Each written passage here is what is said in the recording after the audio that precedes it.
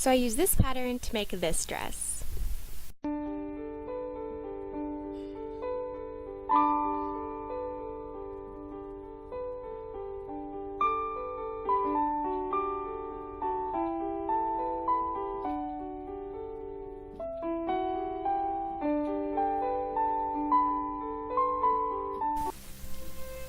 So if you couldn't tell from the first photo, the dresses don't exactly look the same.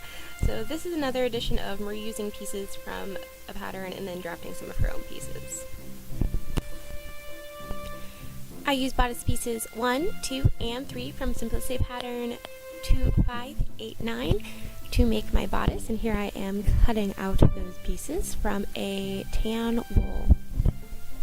So you'd be wondering, why are you making a wool gown for a summer event? And that is because, well, 1, it was historically accurate, and 2, wool breathes really well, so like natural fibers breathe and like way better than synthetic fibers.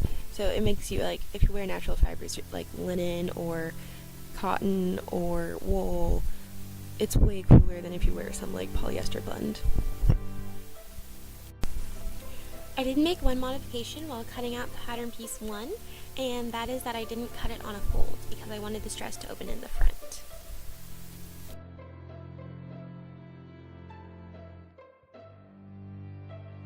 Here we are, pattern pieces 1, 2, and 3, which are going to make up the bodice of my kirtle or overdress. And then I'm going to just do the same thing and cut out the lining, which I use like a cotton, which isn't really historically accurate, but at this point I didn't care because it's a lining and you don't see it. Now I'm pinning my fabric and lining together.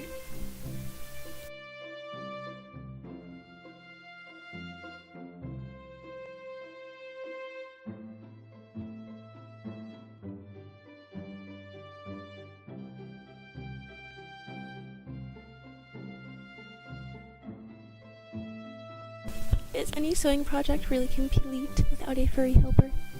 This is Lucky, and she's getting a little less camera shy. And she's adorable and super helpful, as all cats are while sewing.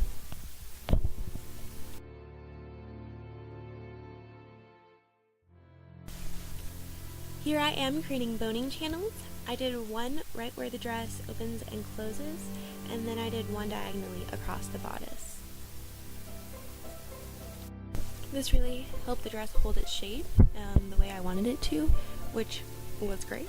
And the pattern also called for it, but then I kind of modified it a little bit because I modified the pattern a little bit. Like, this is not supposed to be 2 pieces according to the Simplicity pattern. According to the Simplicity pattern, this is supposed to be 1 piece. But I made it 2 because I wanted it to open the front.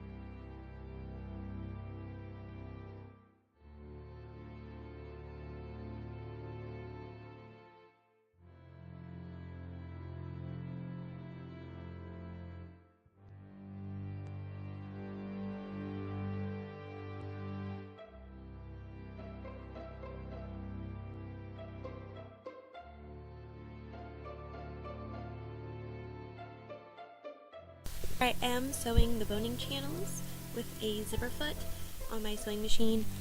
Also, I know machine sewing is not accurate for the 1500s, but I started this dress Thursday night and I needed it done by Sunday morning, and machine sewing is way faster than hand sewing. So some hand sewing was done on this dress, you'll see it later.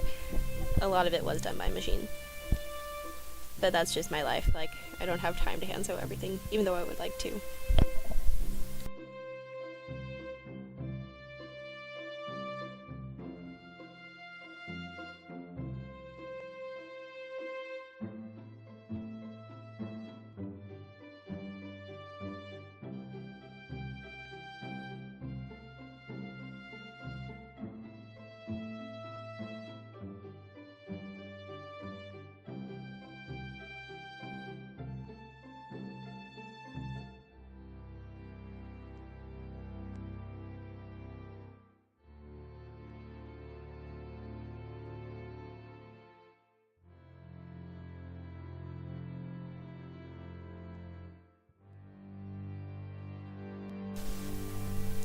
Now I'm going to pin together the bodice.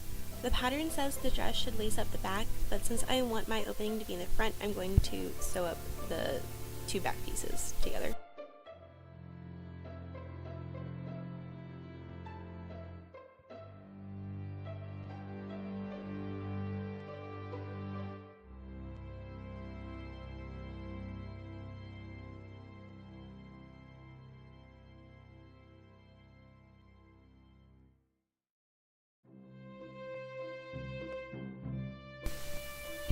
Now I have switched back to a normal sewing foot, and I'm going to sew all of my bodice pieces together.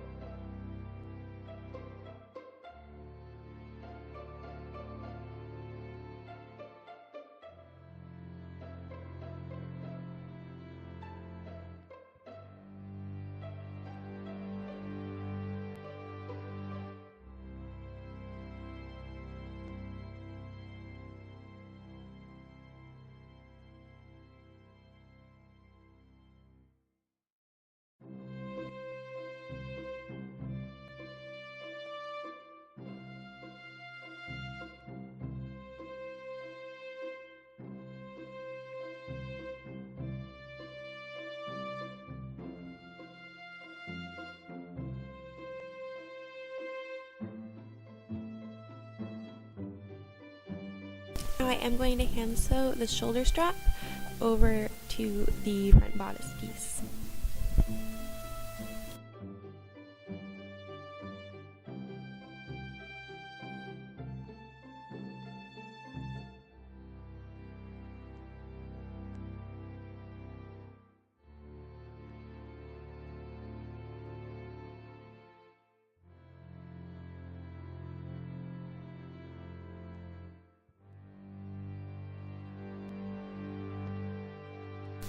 She's my little fabric guard. She's so cute. Look at her. So here I am making my own trim. I decided I want to trim the front pieces of the bodice, the right where it opens and then the top, but I wanted to create my own trim with this beautiful blue fabric. So that's what I'm doing now. I'm cutting it about like an inch wide, and then I'm putting it over to create a kind of ribbon looking trim, if you will. But it's not ribbon, it's fabric.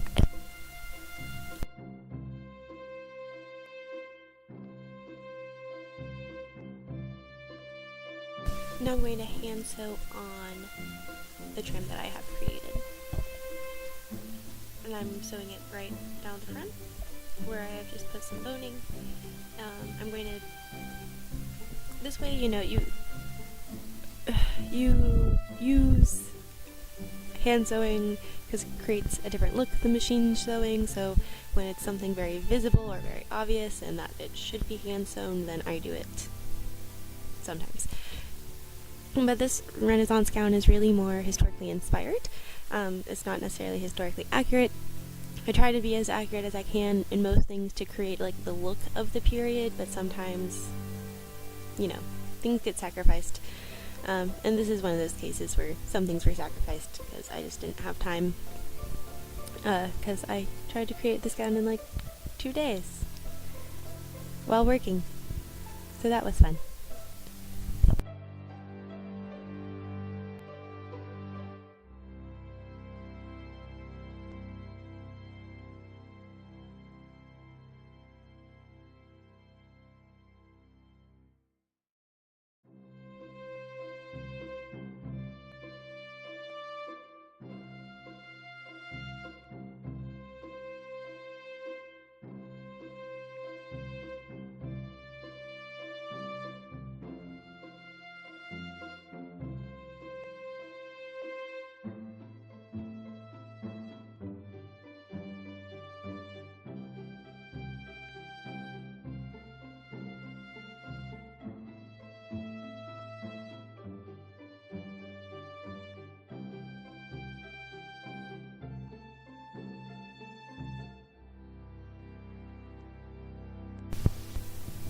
She's such a good little guard. Look at her protecting my bodice.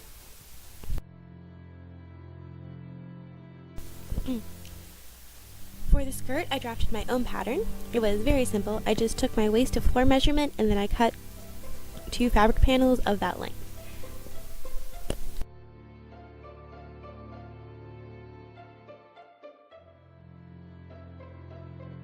For the waist treatment of the skirt, I did box pleats.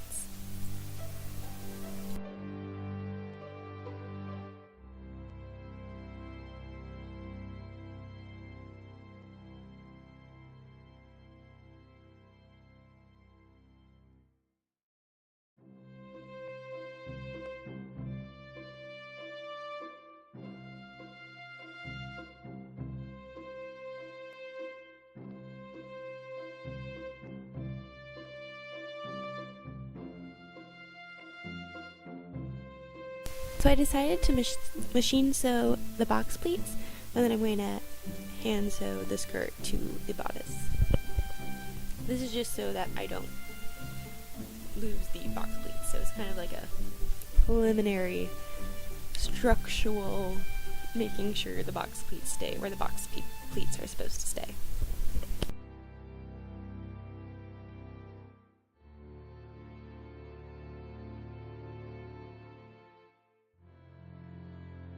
Here I am pinning the box pleated fabric to the bodice.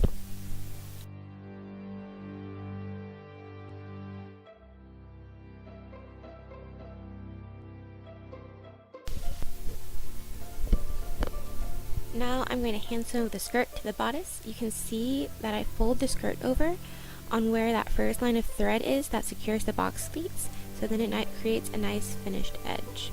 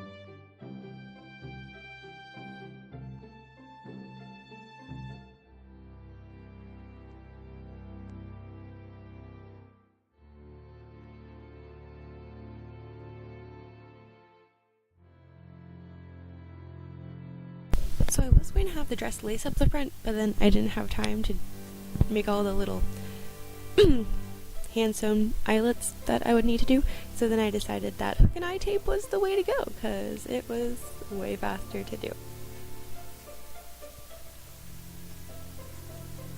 But I did hand sew the hook and eye tape on using a whip stitch, which is wonderful and fast.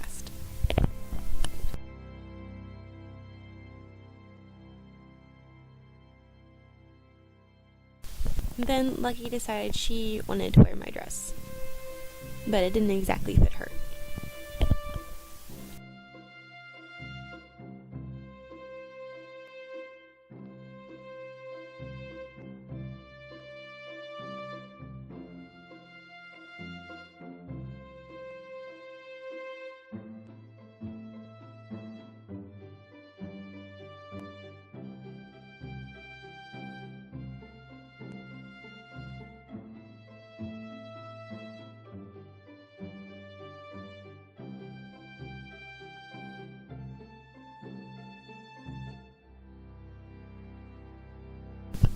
So here it is, my finished project.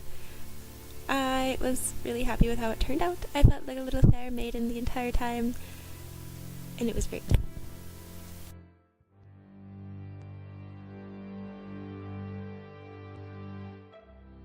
So I ran out of time to make what I wanted to go under it, so I ended up using what I already had, which was a chemise from this American Duchess pattern, which is great, and I use it for my 1700 stuff, and then I was just like, close enough, it'll work. And actually I really liked how it looked with it, because it has like the same kind of gathered neckline, it has some like little pretty poofs at the sleeves, so it worked out really great for my historically inspired Fair Maiden outfit, and I had a wonderful time at the Renaissance Fair. You can now go see, I made a whole video about our time there with a really epic joust included in it, so go see that, and thank you for watching.